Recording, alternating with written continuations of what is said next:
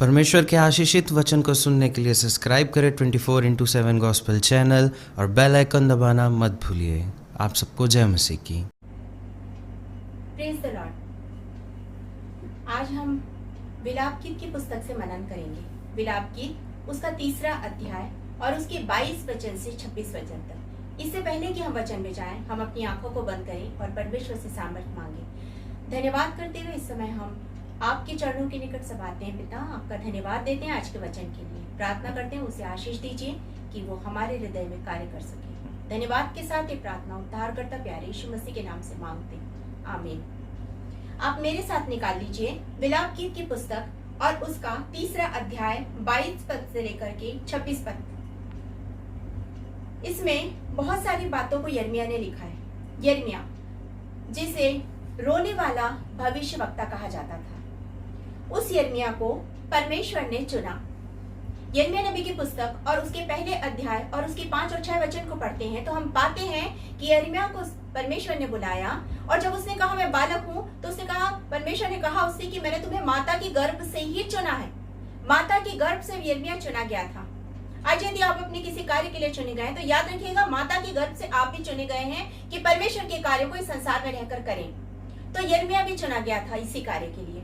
और वचन कहता है यिर्मयाह नबी की पुस्तक में ना तो केवल वो वचन के प्रचार के लिए ही नहीं चुना था, परंतु उसको न्यायी होने के लिए भी ठहरा दिया गया था। परमेश्वर ने उसे अधिकारी ठहराया था, अपने वचन से उसको भर दिया था और कहा था कि जाकर के प्रचार करो, उन्हें बताओ कि वो गलत कर रहे हैं। और उसने अपने उस कार्य को बड़ी ईमानदारी के साथ पूरा किया, अपने पूर्ण समर्पण के साथ पूरा किया। और इसके लिए उसने बहुत सारी तकलीफों का सामना करा। जब आप यिर्मयाह नबी की पुस्तक और उसके 11 अध्याय को पढ़ते हैं तो उसमें पाते हैं कि उसके खिलाफ षड्यंत्र किया गया। जब आप 18 अध्याय को पढ़ते हैं तो आप पाते हैं कि उसको मारने के लिए उसके खिलाफ षड्यंत्र किया गया। जब आप 38 अध्याय यिर्मयाह नबी की पुस्तक और उसके 38 अध्याय को पढ़ते 38 को, तो आप पाते हैं कि वहां पर यिर्मयाह को एक अंधे कुएं में डाल दिया गया। यिर्मयाह ने बहुत सारे दुखों को उठाया, बहुत तकलीफों को उठाया, वो बहुत सारी परेशानियों को झेल रहा था। लोग उसकी बातों पर विश्वास नहीं कर रहे थे। वो तो परमेश्वर की वाणी बनकर कार्य कर रहा था, वो परमेश्वर के बारे में बता रहा था, वो कह रहा था ये चीज गलत है और ये चीज सही है। परमेश्वर चाहता है कि इजराइल इस कार्य को करे, इस कार्य को ना करे, लेकिन वो सुन ही नहीं रहे थे। आज भी बहुत सी बातों को हम वचन में पढ़ते हैं, वचन में सुनते हैं, लोगों के मुंह से सुनते हैं, प्रचारकों के मुंह से सुनते हैं, वचन में पढ़ते हैं परमेश्वर हमारे जीवन से ये चाहता है, परमेश्वर हमारे जीवन से ये नहीं चाहता। लेकिन हम क्या करते हैं? हम ये भी करते हैं और वो भी करते हैं, मतलब हम 2 नाव में पैर रखें, निश्चित रूप से डूब जाएंगे। यिर्मयाह ने ऐसा नहीं किया। यिर्मयाह को जो कहा गया, यिर्मयाह ने उसी कार्य को किया। उसने उस पूरे कार्य को बड़ी ईमानदारी के साथ, बड़े विश्वास के साथ उसने किया। वो परमेश्वर के प्रति विश्वास योग्य रहा, इसलिए परमेश्वर उसके प्रति विश्वास योग्य रहा। परमेश्वर हर एक के प्रति विश्वास योग्य रहता है। परमेश्वर हर एक के जीवन में कार्य करता। उसने सताव का सामना किया, उसने दुख का सामना किया, उसने परेशानी का सामना किया। वो रोने वाला भविष्यवक्ता था। वो सिर्फ अपने देश की दुर्दशा पर रोता रहा। आज भी बहुत से लोग अपने देश की दुर्दशा पर रोते हैं, प्रार्थना करते हैं। वो कहते हैं ये काम गलत है, मत करो। वो प्रार्थना करते हैं, परमेश्वर से विनती करते हैं, अनुग्रह की दृष्टि कर हमारे देश पर। यिर्मयाह ने भी यही किया। जब हम 22 वचन को पढ़ते हैं तो हम पाते हैं, यहाँ लिखा है, हम मिट नहीं गए, ये यहोवा की महाकरुणा का फल है, क्योंकि उसकी दया अमर है, उसकी दया अमर है। वचन हमसे कहता है उसका अनुग्रह और उसकी दया बहुत अमर है। हम पहले इसको पढ़ेंगे तो हम पाएंगे कि हम मिट नहीं गए।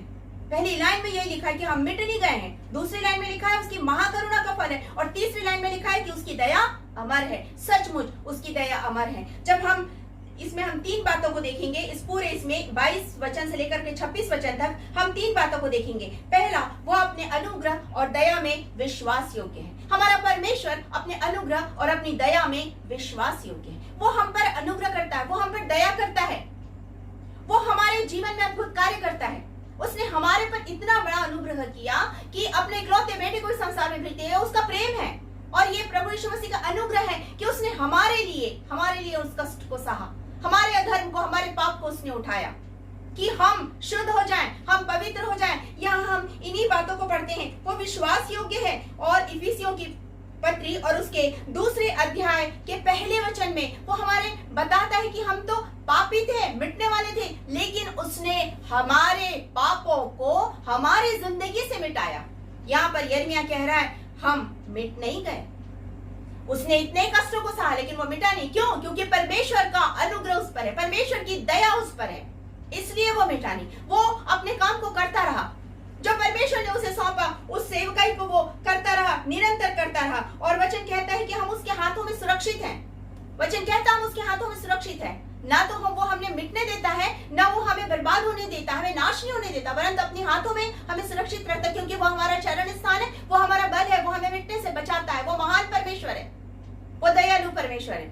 हम दूसरी चीज को देखते हैं इसमें, उसके वो प्रतिज्ञाओं में विश्वास योग्य परमेश्वर है। उसने जो हमसे प्रतिज्ञा की हमेशा उसको पूरी की। जब हम उत्पत्ति और उसके 3 अध्याय को पढ़ते हैं तो वहां पर जब हमारे जीवन में शाप आ गया, पाप आ गया, तो वहां पर भी उसने बचाव का उपाय किया, वहां पर भी उसने प्रतिज्ञा की, मनुष्य को बचाने की प्रतिज्ञा की और उसने बचाया। उसने हमारे लिए अपने इकलौते बेटे को इस संसार में भेजा कि हम बच जाएं, हम बच जाएं। उसने हमसे जो प्रतिज्ञा की वो पूरी करता है और उसकी वो कहता है कि उसकी कल्पनाएं हमारे भलाई की होती है। वो हमारे लिए सर्वोत्तम निर्णय लेता है। वो इतना महान परमेश्वर है, वो अपने सामर्थ्य हाथों में हमें सुरक्षित रखता है। वो इतना महान परमेश्वर है और उसने हमसे प्रतिज्ञा की है। उसने हमसे प्रतिज्ञा की है। जब हम इसको मत्ती रचित सुसमाचार उसके 28 अध्याय उसके 20 वचन को पढ़ते हैं तो हम पाते हैं कि उसने हमसे प्रतिज्ञा की है। ये प्रतिज्ञा की है कि वो सदा सर्वदा हमारे साथ रहेगा। उसने हमसे ये प्रतिज्ञा की है और वो सचमुच में हमारे साथ है। वो हमसे प्रतिज्ञा करता है कि वो हमारी चिंता फिक्र करता है। जब हम मत्ती रचित सुसमाचार उसके 6वें अध्याय 25 वचन से 33 वचन तक पढ़ते हैं तो हम पाते हैं कि उसने हमसे प्रतिज्ञा की है कि वो हमारी जरूरतों को पूरा करने वाला परमेश्वर है। वो सचमुच हमारी जरूरतों को पूरा करता है और वचन हमसे कहता है कि वो हमारी जरूरतों को पूरा करता है। ना सिर्फ हमारी जरूरतों को पूरा करता है, परंतु वो कहता है वो हमारा शरण स्थान और बल है। हम उसकी पंखों की छाया में विश्राम पाते हैं, वैसा हमारा शरण स्थान है। और वचन हमसे कहता है, जब हम इब्रानियों की पत्री को पढ़ते हैं, जब हम मलाकी की पत्री को पढ़ते हैं, जब हम इब्रानियों के 13 अध्याय को पढ़ते हैं, 13 चैप्टर को, तो हम पाते हैं कि वो कहता है कि वो युगानुयुग एक सा परमेश्वर कभी ना बदलता है। वो कभी ना बदलने वाला परमेश्वर है। वो जो अब्राहम के समय परमेश्वर था, वो जो नूह के समय परमेश्वर था, वो जो आदम के समय परमेश्वर था, वो जो दाऊद के समय परमेश्वर था, वो ही परमेश्वर आज हमारे लिए भी है। यीशु मसीह के समय जो परमेश्वर था वो हमारे लिए भी है, वही परमेश्वर है। बस फर्क इतना हो गया है कि उस समय जब कोई पाप करता था वो भस्म हो जाता था, लेकिन आज हमारे पापों के हमारे यीशु मसीह सामने खड़ा हो जाता है, इसलिए हम बच जाते हैं। लेकिन हमारा परमेश्वर कभी ना बदलने वाला परमेश्वर है, वो कभी नहीं बदलता है। यहाँ पर हम तीसरी बात को भी देखते हैं। जब हम 24 वचन से लेकर 26 वचन तक पढ़ते हैं तो वहां पर लिखा है कि यहोवा मेरा भाग है, हम इस कारण मैं उसमें आशा रखूंगा। पहली बात वो आशा रखेगा, दूसरी बात यहोवा भला है, यहोवा भला है, और तीसरी बात उद्धार के बारे में है। यहाँ 3 बातों को हम पाते हैं। वो विश्वास योग्य परमेश्वर है, हमें उस पर आशा रखना है क्योंकि वो भला करने वाला परमेश्वर है। जैसा हम अभी बोल रही थी मैं कि बाइबल में लिखा हुआ है कि वो हमारे लिए जो कल्पनाएं करता है वो हमारे भलाई की होती है। वो भला करने वाला परमेश्वर है। और भजन संहिता और उसके 34 अध्याय और उसके 6वें वचन से आप पढ़ेंगे, आप पाएंगे 6वें वचन से 8वें वचन तक आप पाएंगे उसकी करुणा के बारे में, उसकी भलाई के बारे में। वो कहता है परख कर देखो यहोवा कैसा भला है। वो सचमुच में भला परमेश्वर है। आप उसको परख के देखिए, वो आपके जीवन में हमेशा सर्वोत्तम करेगा क्योंकि वो सर्वोत्तम करने वाला परमेश्वर है। वो महान परमेश्वर, दया करने वाला परमेश्वर है, वो विश्वास योग्य परमेश्वर है। वो चाहता है कि जिस तरह वो विश्वास योग्य परमेश्वर है, हम भी उसके विश्वास योग्य दास बन जाए, हम भी उसके विश्वास योग्य दास बन जाए।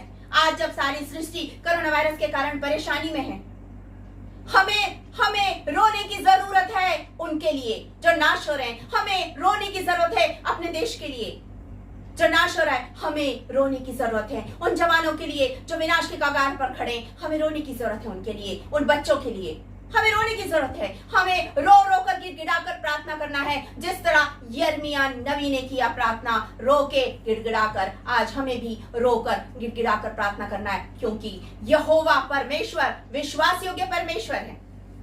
वो हमारे जीवन में अद्भुत काम करता है। वो सदा सर्वदा हमारे साथ रहने वाला, प्रतिज्ञाओं को पूरा करने वाला परमेश्वर है। वो अनुग्रह करने वाला परमेश्वर है, वो प्रतिज्ञाओं को पूरा करने वाला परमेश्वर है और वो हमारे जीवन में भला करने वाला परमेश्वर है। वो हमें अपनी सामर्थ्य से भरता है, वो हमें पवित्र आत्मा से भरता है। और उसने एक और प्रतिज्ञा हमारे लिए की है। यीशु मसीह ने हमारे साथ प्रतिज्ञा की, हमारे लिए प्रतिज्ञा की कि वो हमें अकेला नहीं छोड़ेगा परंतु एक सहायक भेजेगा। और सचमुच में जब वो गया उसने हमारे लिए सहायक भेजा, जिसे हम कहते हैं पवित्र आत्मा, जो हमारे समय समय पर अगुवाई करता है। पवित्र आत्मा ऐसा नहीं, अब पुराने समय में कि रुआख आता था, रुआख जाता था, पवित्र आत्मा आती थी और जाती थी। आज जो पवित्र आत्मा है वो हमेशा हमारे साथ रहने वाली, क्योंकि उसे सहायक के रूप में प्रभु यीशु मसीह ने भेजा है परमेश्वर से प्रार्थना करके।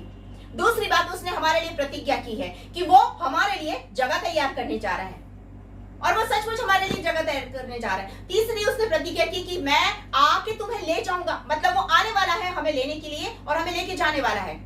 और सबसे चौथी और सबसे बड़ी बात, वो चाहता है कि जहां वो रहे वहां हम रहें। इसलिए तो जब वो बादलों पर आएगा, हम यदि प्रभु में सो जाएंगे वो हमें उठा के ले जाएगा, और यदि हम जागृत रहेंगे हम हवा में बदल जाएंगे और उसके साथ चले जाएंगे।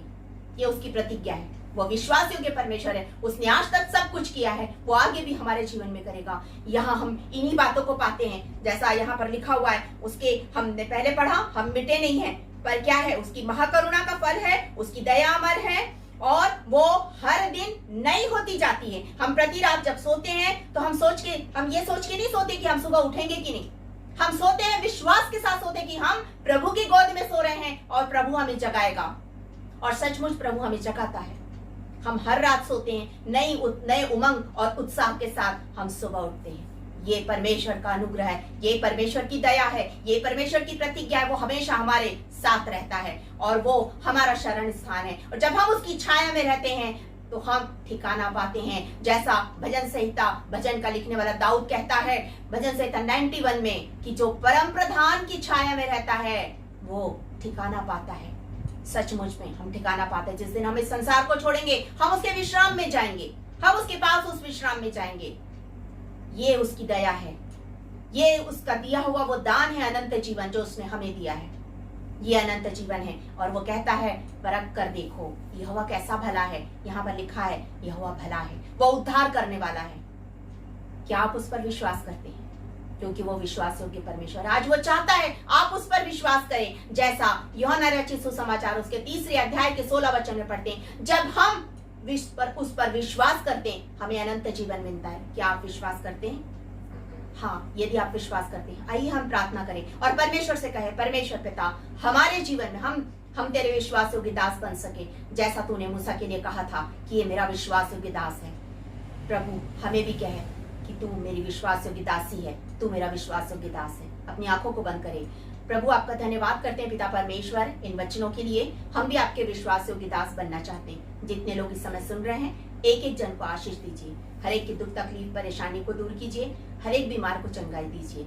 हर एक के लिए हम यीशु मसीह के नाम से आशीष और कल्याण की घोषणा करते हैं। आज जो भी वचन हमने सुना उस वचन को आशीषित कीजिए कि 100 गुना फल लाए। धन्यवाद के साथ ही प्रार्थना उद्धारकर्ता प्यारे प्रभु यीशु मसीह के नाम से मांगते हैं, सुनिए और ग्रहण कीजिए। आमीन। आप सबको जय मसीह।